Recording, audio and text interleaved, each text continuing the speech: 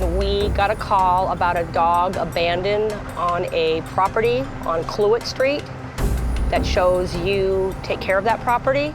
Earlier this afternoon, we got word that a pit bull had been abandoned in a vacant lot for at least a week. So I looked up to see who the owner of the vacant lot was, just to make sure that she had no ties to this dog.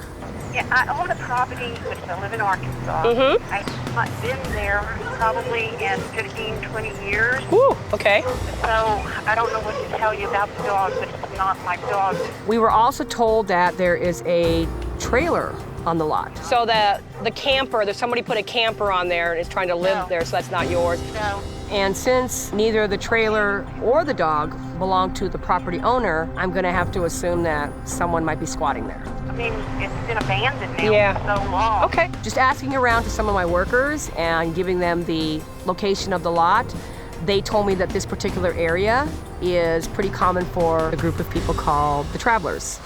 Since moving to New Orleans, we've become very familiar with the traveler community. There are groups of kids that just travel across the country, whether it's hitchhiking, walking, hopping trains, and quite often traveling alongside them is their dogs. As far as a dog, I guess do what you need. Yeah, we're gonna go handle it right now.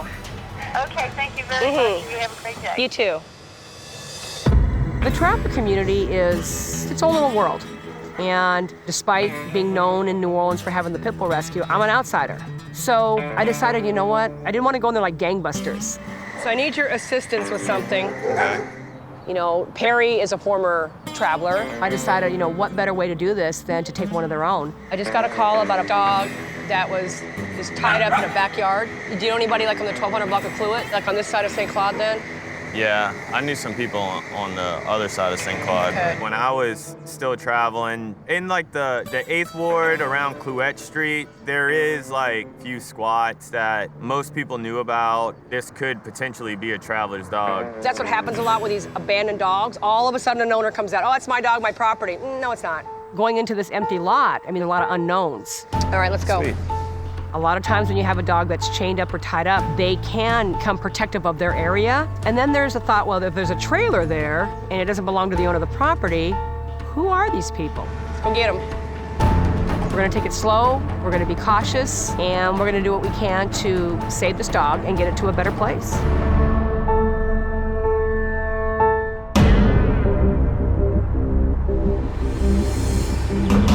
Perry and I are on our way to help a dog that's been abandoned for at least a week in a vacant lot.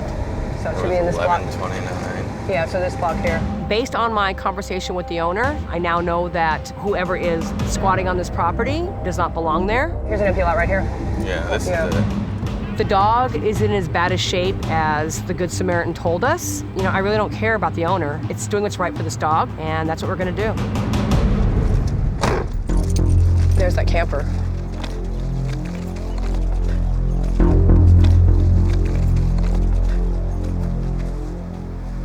See him. The trailer looked deserted. The property looked like no one had been there for a while. I see a cable tied to a tree. I don't know if he's friendly or not, but... There he is. Oh, he's there? Yeah. Hi. Hi. Oh my God. Hi. Hi, buddy. Hi. Look how he's been living. Hi. Oh. You know, there was no food. Not a lot of trash. He had like a little makeshift pot for water. Had some dirty rainwater in it. Hi. Perry reached out with some treats. He took them right away. This dog was so friendly. Like, he was so happy to see us.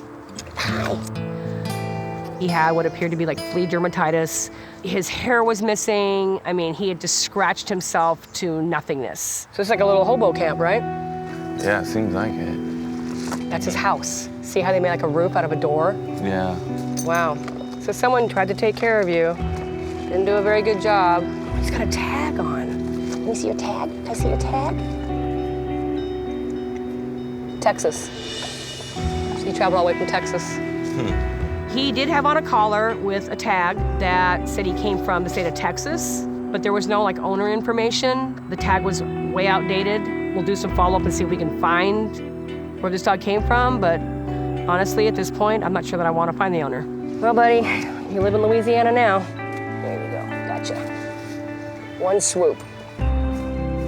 Come on. He just needs to eat right now, and we need to get him cleaned up and get his skin back, looking good, and just get some meat on his bones. Going for a ride, bud. Come on. Hey, that's Johnny's dog. Just as we were getting ready to leave, a guy next door yelled out, "That's Johnny's dog." We talked to the owner of the property. Right, man. She had us come get the dog, okay? Ain't right. I mean, this guy was living like 100 feet from him, and the dog was skin and bones, and his skin looked horrible. Call whoever you want. I wasn't sure if I knew him or not, but come to find out I did. And I just wanted to let him know that the dog was obviously in need. Coming back. He's traveling up north, seeing friends. You know how it is. It's just like not good living situations for him, you know what I'm saying? His skin is like really bad, dude. Come on, it can't be that bad. On the back of him, he has like no fur at all. There was no way to tell where the actual owner was or when they would be back, and he couldn't give me an answer. We'll do like all the vet stuff free of charge. Just let them know. They know where the rescue is. We weren't in a position to wait for Johnny to come back, so we decided to take the dog. This is why I brought you. You turned a potentially situation into a little bit better. Typical in Perry fashion. He was very calm. The guy just couldn't comprehend that this dog was not in good shape. I was just trying to explain to him. Yeah, so now we're gonna take him back to Villalobos and get him fed and get him bathed and address the skin condition. Oh, Periwinkle, you're my hero today. So this is Cluette. This is the dog we got the other day. A couple days ago, T and I rescued a dog that was left tied up. Look how he's been living. It's only been a couple days since we've rescued the dog, but we haven't had any word from the owner so far. We decided to name him Cluette after the street that we found him on. You can see he has some spots missing. He had really bad fleas, so he scratched his stomach. Took Cluette to the vet. His skin was so bad that we had to give him medicated baths. You like the water? Come on. That's good. Most of the kids that I've ran into on the road or out on the street, including myself, we would do anything for our dogs. Yeah, so how long did you travel for? I traveled from the time I was 18 up until 23. Wow. You ever had a dog when you was traveling?